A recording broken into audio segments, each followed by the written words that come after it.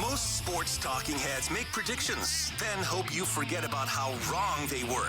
But not Mackie and Judd. Write this down. This is the big leagues, where we own our terrible predictions. Write that down. And keep track of each other's batting averages. It's Write That Down. Write it down. You like writing things down? With Mackie and Judd. Yes, welcome in to the only show in America that actually keeps track of our predictions using statistics.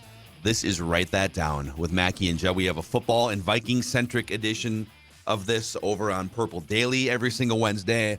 So for those of you wondering, when are you going to admit that you were wrong, Judd? It's going to be today twice, and quite a bit, I have a feeling, since my predictions last week didn't, for the most part. Tell me you don't listen to the show without telling me you don't listen to the show. When someone says, you never admit that you were wrong. Or when are you going to admit that you were wrong? Okay, well. That's fine. Some people don't like us, Phil. I'm not sure if you picked up on really that on Twitter. There's some people that don't like SKOR North. Actually, I do get it. Some people get really offended by opinions, sports opinions. You know, dude, I had a guy. I should have found this. I don't know. It was probably some Kirk Cousins opinion or something. And this guy literally said the most awful personal attack things you could say. He literally said I'm glad your dad died or something. Oh, you got that one. Are you serious, dude? Wowza. Where are you? What happened in your life that led you to say that to a stranger on the internet? His daddy did not love him, probably is what happened. No. To be completely honest. So maybe we should have a disclaimer on our shows that we have some strong sports opinions. We aren't always right. And if you disagree, you don't have to be happy that our family members are dying. Okay. Yeah. Can we just make some ground rules here? If it makes you happy, I mean, go right ahead. If that's going to make your day. I mean, think about would you ever say that to someone are you just hanging out at a family Christmas party or a bar? You run into Sports Dad at Park Tavern or something, and I'm glad you're. And you guys are having a good discussion, and Judd says, I feel like the Vikings may have whiffed on Kwesi. I feel like maybe they picked the wrong GM, and someone says, I am glad that both your parents are dead. Yeah. Probably be the end of the discussion, but who knows? I might like the person a lot. Yeah, maybe. Maybe you'd buy him a Surly or something. Anyhow, this is Write That Down. 3 predictions from everybody each week. They must be quantifiable. We keep track of batting averages and home runs. And listeners, if you want to participate, like our guy Zach is about to, you can send us a message through the SKOR North app. If you could send that to Declan for sure, we can get you sometime probably early 2023 scheduled to make your predicciones. All right, boys, let's go to the accountabilities. We'll start with Judd. It's a very tight race between third and fourth place in the batting average race between me and the listeners. Not so much at the top, where Declan has a 70-point lead going into the week over Judd. Very comfortable. Some drama in the home run race, but Judd, you had a bunch of stuff come off the board here. Uh-oh. A lot of green. That's better than I thought. Oh, boy. That's some things that maybe should have come off the board before. We're cleaning up here at the end of the year. So you said the Wolves will beat the Grizzlies and Oklahoma City in their next 2 home games. This one pisses me off to no end. You got the hard win. You beat the Grizzlies. That's the game. I mean, that's parlaying. Right, but I mean, I can still be pissed off because I'm a competitor. Oh, yeah, I understand. I'm going down swinging. And then they just got all emotional and in their feelings. I get the officials were bad, but do we really need to take 14 technical fouls? You know what the problem? That game, it's this. Who was leading the team? I didn't see a leader out there. Well, I have some predictions about that, but Anthony Edwards is the latest player to announce he will lead the Timberwolves. So we've had Austin Rivers has announced it. Cat announced it previously. Prince. You know where I give D'Lo credit? He hasn't even. He's like, you know what, guys? I'm good. I'll be the point guard, but not really the leader. He's clocking in. Judd, you said Carlos Correa will sign with the Phillies. Well, they signed Trey Turner, so I doubt they're going to sign Correa at this point. Yeah. You said Correa will win a Gold Glove at shortstop. He did not. A month ago, he did not. He was a finalist, though, I think. Pretty sure he was a finalist. Good defensive player. You said Georgia would beat LSU by at least 14. Whoops. Wrong button. You correctly said that. You said Michigan would beat Purdue by at least 20 in the Big Ten title game. These are good, solid knocks. They're kind of floating around the spreads of the games. You said came off the board a month ago too. Terry Francona, Tito would win AL Manager of the Year. And you said that at the end of the season. Otherwise, it would have been a home run. If you would have said it like in May or something, we would have given you something. Yeah. But it's a good solid. No argument for me. And then I saw a clip yesterday of Rick Spielman breaking something down on his CBS. Is it CBS HQ? It's like their streaming channel or something. Yes. Yep, he's been doing a lot of work for them. You said Spielman will spend next season doing television work, and he is doing that television work. So streaming, TV, whatever. It's all right. So nice little week for Judd. 4 hits there. Old Macadac had a rough week. He said the men's team will score 3 or more goals against the Netherlands. They should have. Like the other team would have been, right? Who are these bumbling idiots that they don't have any strikers? Yeah. Like, do they not practice striking? Look, they were the youngest team, I think, in the World Cup. In 4 years, they're going to have a lot more experience. They're going to be ready to roll. They'll get out of the quarterfinal round. They're trying. Maybe what they can do in 4 years is bring Ja Morant and Justin Jefferson to go play. That's what we need. LeBron James. I don't want JJ playing soccer. I know you don't, but it's the off season. Take your time off, man. That's why it's kind of hard for me. It's like, okay, if the Justin Jeffersons and the Ja Morants and the Micah Parsons of the world, Chris Paul, if these dudes, Mike Trout, Kirk Cousins, when they were 8 years old, they said, I'm going to be a soccer player. I'm going to play for the U.S. men's national team. We would win these games like 7-1. It would be like the dream team. There's 330 million people in this country, and the top 0.5% of athletes don't play soccer. Sorry, soccer fans. I know that's hard to hear. But, I think considering that none of our top athletes are playing soccer, we're doing pretty well still. We're getting, we're like one of the top now 15 teams. Now you're going to get pushback for saying that because they're going to be like, oh, you're wrong, Mackie. These guys are top athletes. Yeah. And some people interpret it as like, well, you think you could just put Ja Morant out there in 4 years? I'm like, no. I'm saying if Ja Morant, when he was 6, decided he wanted to play soccer. And by the way, if you gave Ja Morant 4 years, though, like if you went to him today and said, okay, Ja, here's the deal. You're going to play for the U.S. men's national team in the next World Cup. I'm willing to bet Ja Morant be good.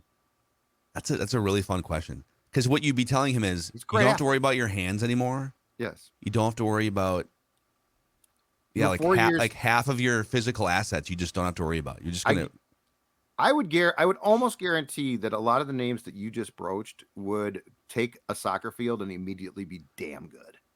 If you gave them, that's a really interesting thing that will never happen. But if you gave an elite, like 23-year-old basketball player or football player, American football player, only 4 years to become world class, could they become a world class soccer player? And soccer fans would say, "Oh no." Well, a lot of the attributes that you have were built up by just being a great athlete, and then ball control is something. Can you learn that in 4 years? Yes, would be the question. Yes. And how much would you have to pay him to quit basketball to do that? Probably $300 million or something. I said the Wolves would beat the Grizzlies in Oklahoma City, and one of those wins would be by 10 points or more. I thought I got screwed because the Grizzlies had a meaningless layup to cut it to 9 with like 2 seconds left, but turns out they lost the second game anyways. And I said the Wolves would be a top 6 seed in the West at some point in the last 2 weeks. They faded. They did not. Gone backwards. Listeners had a rough week. Royce, on behalf of the listener, said the Vikings would lose to the Jets and JJ would get injured. Jesus. Cody said Sauce Gardner would be responsible for giving up 100+ yards and a touchdown. It was way less than 100. Jonah said Lamar Jackson will play in 11 or fewer games this season due to injury. He got hurt in his 12th, but he did play 12 games. So that's a bad beat. And then Kip said by the end of the 2022 season, or I think he said by the end of 2022. So I gave him the calendar year here, but barring a lockout, the Twins and Rocco would agree to part ways, and that is not going to happen.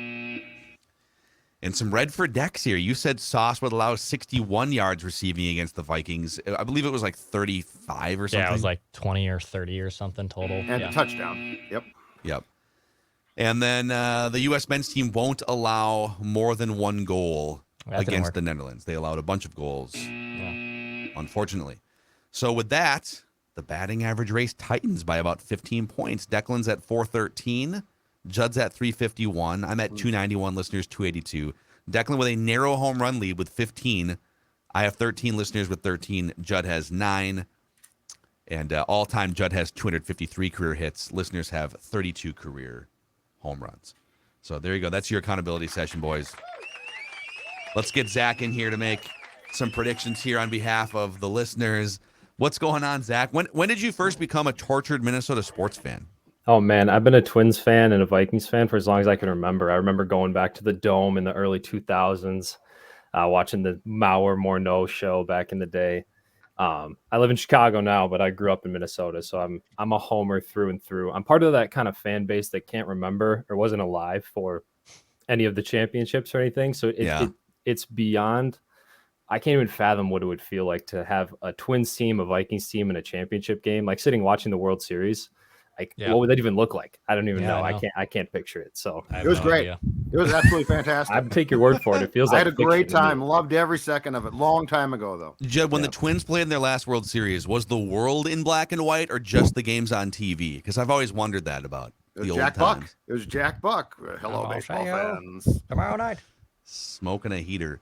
All right, so Zach's going to start us off. We're going to make 3 trips around the room. Zach, Judd, Declan, and me. The only rules are really the predictions have to be quantifiable in some way. So, Zach, you're free to fire away, man. Go ahead. All righty, we're going to start in the Motor City with Vikings Lions this week. And I got to get this one off the board for the listeners early because I think you guys might have one similar. So we're going to say this. All right, write this down. TJ Hawkinson will have 8 or more catches for 100 or more yards receiving, score at least 1 touchdown, and will receive at least 1 giant bear hug from Dan Campbell in his return to Detroit this weekend. I love it. Okay, so we'll have to rely on like the Fox cameras probably when they do the quick little pregame. Yeah. When they bring I have no idea, but this feels like a Kenny Albert game. Yeah. I don't know who's doing it. You're right. Is it? I don't Kenny know. Albert. It's Kenny Albert? Nope. I saw it yesterday. It's Kenny Albert. It feels like welcome in everybody. The Vikings and the Lions today from Ford Field. And as he's doing the voiceover, they'll show like Dan Campbell bear hugging TJ Hawkinson. Exactly. Could happen post game too. We got to keep an eye out for it. Okay. It's a great prediction. Write this down. All right, Judd. Okay, over to Judd Zolgad here. I'm Kenny Albert. Thanks, Kenny. So as we start to see guys signing some big deals, I've decided that the Twins have painted themselves into a corner because the expectation is now that Carlos Correa is going to return. And as I say this, I do not think there has been any announcements yet about Correa's destination as far as making sure you're not cheating. That goes beyond speculation. So yes, make sure I'm not cheating and write this down. Carlos Correa will return to the Twins on a long-term deal. Carlos Correa will return to the Twins on a long-term deal. I think it's gone from, man, it's going to be one fun year to the team is set enough now where if they don't get him, I think it's good. I think they're going to be dumped on, probably rightfully so. So I'm going to predict that he will return. So with long-term deal, what is the floor of a long-term deal? 3 years. 3 years. Okay. Okay. So like if he signs a 1-year deal, I don't. Or see 2-year that. deal. Yeah. I don't see that. I mean, it's semantics here. Let's say it's another one of these tricked up. It's a 10-year deal, but there's an opt-out after 2. That semantics matter. I think it has to be 3 guaranteed years with the Twins for this to be. That's fine. I mean, you can predict whatever you want, but I'm just saying. Okay. Yes. Long-term to me is like, because that let's last make contract he signed was not a long-term deal, even though it was a 3-year deal. It was 3 years. Yeah. So let's say it's 3 years with no opt-outs until after year 3. Okay. It is hilarious. I was telling you guys before the show started, one of my friends was listening to Sirius XM's MLB radio for live from the winter meetings, and Scott Boras is so good at his job. So he made the comment to the media scrum yesterday that the Twins usually fish in one of their 10,000 lakes, but now they're fishing in the ocean when it comes to contract size. And then he goes on Sirius XM MLB radio, and he told those guys that the poll ads are among the 7 to 8 richest ownership group in all of it. He's constantly just like needling and applying. He's telling everyone, we know they're rich. Pay up. Yep. $300 million. My client. The Giants are now open for business again because they missed out on Aaron Judge, and they have $300 million burning a hole in their pocket. So that's probably one of the teams to watch. Write it down. You like writing things down. All right, down. Dex.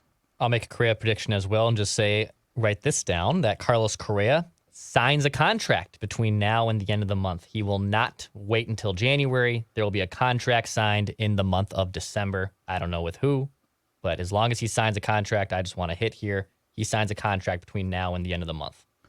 And this may seem like Declan protecting his batting average, which it definitely is. But I'll tell you, the winter meetings wrap up on Thursday every year. So we have like 24 hours left of winter meetings. And once the winter meetings wrap up, there's usually not many signings between like We go on a break. the last 3 weeks of December. Celebrate So the if holidays. this prediction is kind of he'll either sign in the next 48 hours or he won't until probably like February at that point. Because then it just turns into like I hope everyone it's a goes hit. home and I hope it's a hit because I think if it comes quick, it might be the Twins.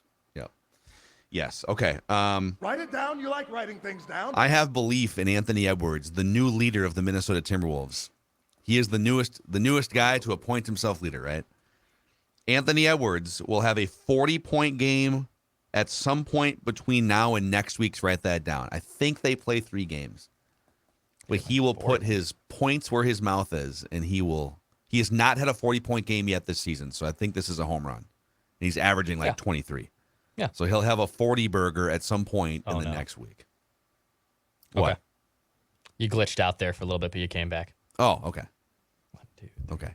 4 we good? games between now and next week's. Write that down for them to hit that. Let's go get it. Write this down. All right, Zach, back to you.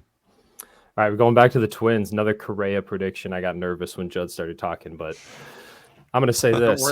Don't worry. Lots of people do it. We all do. Dawn. Yeah, we all do. It's like a celebrity in here, Minnesota sports celebrity. All right, write this down.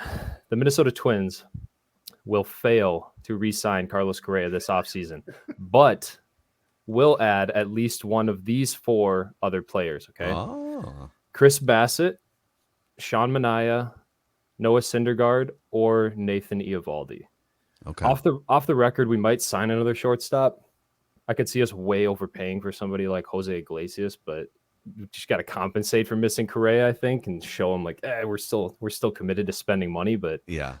I don't know. It's going to leave us in the same spot we've been in though for the past decade, where we have an average lineup and a rotation without an ace. So I don't know. I hope it doesn't happen. I hope Judd and Declan might be right, but Twins I don't know, I got a baseball. bad feeling. Twins baseball. Get excited. It definitely feels like Scott Boras and Carlos Correa by proxy are using the Twins as leverage, right? That's what it feels like. Totally. A great baseball winter meetings tweet from John Heyman here. Yesterday we had the Bob Nightingale tweet that there's the confidence is quietly growing among the Giants. Is quietly confident. And John Heyman says the Red Sox are in heavy discussions with Xander Bogaerts. Heavy It's moved to discussion. heavy discussion. What does that mean? Means Or a how big about- guy came into the room. How about John? How about John? Which, by the way, I don't clap anyone for typos because I like to have a lot of typos in my stuff. that's But right, but dude. also the arson judge is nearing his return or nearing a signing with San Francisco, and then 5 minutes later backpedaling. Nope. I'm just kidding. I did not hear enough word. He is not going to San Francisco. Just like, John. Not only did he call him Arson Judge, Arson judge. but he tried to break the news of Arson Judge to the Giants last night. You know, he was probably like 3 glasses of whiskey in at the at the bar. Oh my God. Okay, we're back to Judd here, right? Yep. Yes. Write this down. Twitter don't forgive. Twitter's the greatest. It does not forgive you for arson judge. Staying on the Twins theme, the Twins will trade Luis Arraez this offseason. The Twins will trade. They already floated out the feeler for it. Yeah. But I think the fact that they're clearly concerned about their starting rotation in 2024 is an indication that they are going to try and trade Arraez now while his value is high. Although I wouldn't trade him, I think they will. I actually kind of love it. I was saying this even like when he was hot early last season. You should be looking at what assets do you have if you need to go get pitching. He's not a good defensive player. He doesn't hit for power. He's not fast. He's just a really good batting average hitter. And I don't want to discredit that because I think we've kind of gone too far off the deep end of like batting average doesn't matter. Well, you got to move guys around and you got to drive guys in and get on base and whatnot. But I would Write this down. depending on who they trade him for, I wouldn't hate it. Okay, Dex. All right. Little single for me here. But the Wolves will win consecutive games between now and next week's. Write that down. Okay. They have not won consecutive games in actually 3 weeks. That's not so it's not exactly a complete single. It's a knock up the middle, but they will win consecutive games between now and next week's. Write that down. They have 4 games to play between then and next week's. Write that down. Yeah, I think you're onto something there. They tend to do this where things get really bad for like 3 or 4 games, and then they come out and play up to their potential. Speaking of playing up to their potential, I feel like Rudy Gobert has been okay this season. He hasn't been maybe the Gobert that everyone thought that they were getting. Maybe some of it's just integrating in. He's only had 2 20 rebound games in his 21 games with the Wolves so far this year. And it's actually been 4 games since he's grabbed 10 rebounds in a game. So I will tell you, he will have a 20 rebound game between now and next week's. Write that down. Well, so again, I think it's a home run because he's averaging half that, and he's only had 2 so far this year, and he's barely grabbing 5 rebounds last few games. So he will come back and grab a 20 rebound game at some point in the next week or so. All right. Write this down. All right, Zach, your third and final prediction. All righty, back to the Vikings. All right, here we go. Write this down. Greg Joseph will make his next 8 kicks. Okay, so that includes field goals and extra points. Okay. But off the record, I'm with Judd. I think we do have a kicking problem still. I think I don't know. I just feel like it's a little naive to think it's not going to come back and bite us in the postseason. But I mean, I hope I'm wrong, right? I hope I'm wrong. But it's just, it's Blair Walsh memories. It's a lot of different things. I just hope that. So he's going to beef up your confidence over his next 2 games, make you feel great going into January. It was a key PAT in the first round game. Exactly. It's kind of a weird problem though. Like it hasn't cost us games yet, but it's there. It could have cost us maybe 4 or 5 games, but it hasn't yet. And so it's kind of like it's almost like a false front, Yeah, like it's like having really bad indigestion. It hasn't cost you a podcast yet, but it's just kind of there in the background. Like, it's you have to leave a show early or, not that I'm talking or about run off a show while it's going on. The show, and actually start sweating on camera. Sweating. Your body still hasn't recovered 48 hours later. It's a whole thing. People doing the video breakdowns of Declan in the minutes leading up to having to leave Purple Day the other day. He's thinking about it. I was staring at my phone, wondering if I should send the text for probably a good 5 minutes. I was like, I think I even twice I deleted it, being like, no, I'm gonna power through. And then I was like, no, it's done. It's done. We gotta go. I gotta go. No, Pat, we have like 15 minutes left. No, I gotta go. I gotta go. Oh, okay. All right, Zach, great predictions here. Love some of the off-the-record commentary for context, too. It's always helpful on Write That Down. Since you've got this life-changing platform on Mackey and Judd, is there anyone you'd like to thank that helped you get to this point? Definitely my family, my friends. Is that all right if I tell you guys a quick twin story, though? Sure, yeah. I figure this is the time to do it. You guys would appreciate this story, okay? You guys were talking about it with Royce yesterday, and it made me think of it. So I typed it out, and I'm ready, okay? Oh, perfect. It's a short story. Don't worry. All right, here you go. The year was 2011. A crisp April afternoon, 11-year-old Zach was still awestruck by the brand new Target field and the excitement of having a competitive Twins team. My dad and I stepped into the majestic Twins clubhouse team store, and my father uttered those words every kid loves to hear. All right, Zach, you can get one thing. Up and down the aisles we went. Nothing was standing out. Nothing was grabbing my attention. And then out of the corner of my eye, I saw it. The jersey hanging up high out of reach, like the forbidden fruit tempting me. There, I said, that's the one. My dad looks at me and says, are you sure, Zach? You want the Nikishoa one? I knew it. I said, no, Dad. It's Nikiosha, and he's going to be the next best thing. I still have that jersey in my closet. It's as a reminder, never to let my expectations get too high with this team, and to never buy another Twins jersey with a name on the back. Did it come with smokes?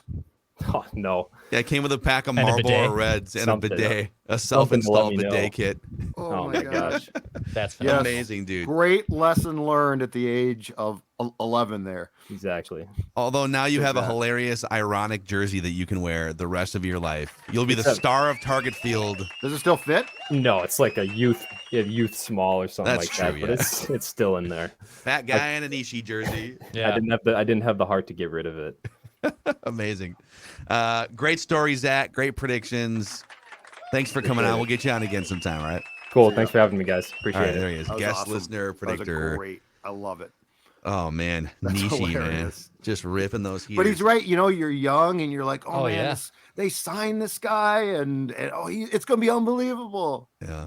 Nope, dad's it like- was not. It was his dad knew. unbelievable. Oh. His Judd, dad if someone took, little 11-year-old Zach or anyone into the Spiral Light candle store and said, you can get whatever you want, what should Oh. they get? Well, first of all, if it's a good kid, the kid will say, you know what, Dad, I want to get something for Mom, right? Let's get Mom a gift, a holiday gift, perhaps.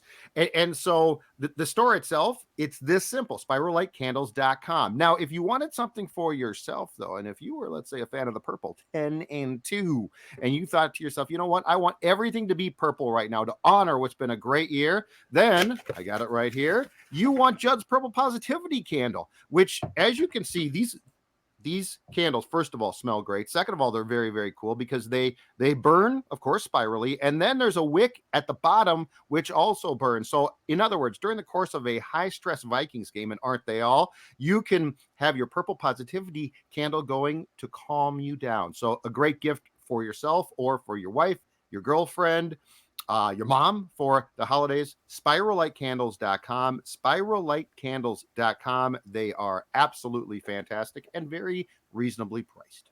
And before we get to our last few predictions here, a shout out to those of you who are grinding through the month of December trying to figure out, when should I change my life? January 1st?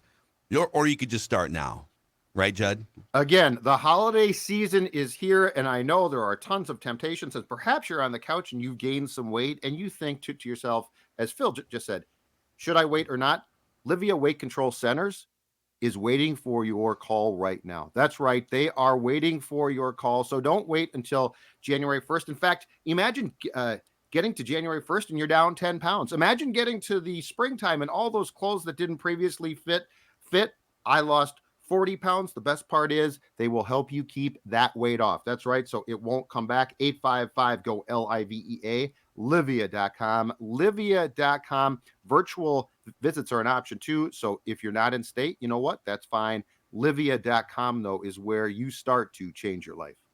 Write it down. You like writing things All right, our down. final predictions here. Final lap around the room. Judd, go ahead. All right. Wild prediction. The Wild is still in search of a top 6 forward. Now, when we talk about a top 6 guy, my opinion is with their cap problems, they're not going to make a huge trade. But I think they are going to, at some point in time here, probably before the deadline, obtain a top 6 forward that they can plug in. So write this down. The Wild will obtain Andre Athanasiou, who plays for the Blackhawks right now, in a trade this season at some point. So Athanasiou, who's been with, I believe, Detroit, with the Kings, and is now with Chicago. He's not great, but he can score some goals, and I think he would be a top 6 option. So I think they trade for him. Okay. Yeah, class nice. Easy enough name to pronounce. Huh? Write it down. You like writing things down. Okay, Declan. My last prediction, another wild one for me too. Let's see here, just to double check. 1, 2, 3, 4. Yep, 4 games for the Wild between now and next week. Write that down. They play the Flames tonight. I'm hearing, actually, the Hockey Whisperer, I was told, said that there was a special broadcaster coming on that game, which is interesting because does that mean, first off, before I make my next prediction, has the Hockey Whisperer returned? No, he's still in an undisclosed location where he is thinking about just sort of what went wrong prediction-wise. But you know where he is. This is like an Entourage when Vinny Chase ran away because Medellin bombed and he's like living on an island for a little bit. They do have one coffee shop in the undisclosed location with dial-up internet. And so he is able once a week to bike down to the coffee shop, and he'll send in sometimes little nuggets or things that he's hearing or feeling. But yes, he is. Gotcha. He is still technically retired. Interesting. Okay. Write this down then.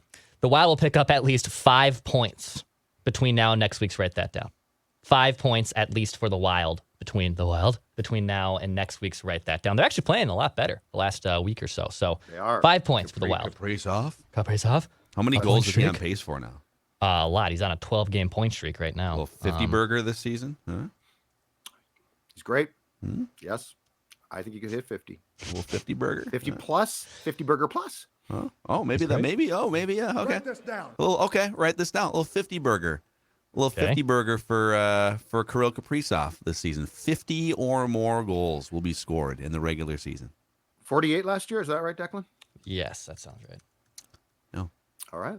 that wasn't I- the I whisper. feel That was like the just Phil whisper- Mackey is just making I feel this like the prediction. whisper is we are greasing the Let's see path something quick. for the return of the whisperer. Yeah, it's interesting. It's like when a wrestler goes out with an injury and they're going to be out forever until the Royal Rumble comes around. And then Cody Rhodes comes back. On pace right now, and again, because he's on a 12-game point streak, right now on pace for a 55-goal season by year's end. Okay. 55. Real quick, the Vikings' path to a Super Bowl just got easier because, they're going to have to play a team from the AFC at some point. Von Miller out for the season, torn ACL for Buffalo. Oh, man. Ooh, that hurts. And by That was a easier, couple I mean games now ago, they'll have to right? face the Chiefs for sure instead of the Bills once they get to the Super Bowl. But Or Cincinnati. brutal. Or Cincinnati. All right, there's your Write That Down predictions and Write some this down. I AFC love injury it. The news. AFC. The AFC. We've got football-centric predictions over on Purple Daily. You can find also on Purple Daily from the last 48 hours, Realistic Randy and Declan, Before We Die with Jesse and Thor, and also an episode of Trenches with Boone where he actually goes from a 30-minute film breakdown, then he goes off camera and finds his handwritten notes from each week of his NFL career and just started reading from them. That's He awesome. kept him? He kept Oh, all God. of them. I'd love to see those. He found the notes from after the 5-0 start, the week after the 5-0 start Oh my God. in 2016. And then he found the Super Bowl lead-up notes from when he was in San Cool. Francisco. So, yeah, we're going to That be is reading from some of those. incredible. Yeah. Wow. Just handwritten notes and then like random animals that he's drawing as he's not paying attention in class. All right, so check that out over on Purple Daily. We'll see you guys, Mackie and Judd, tomorrow.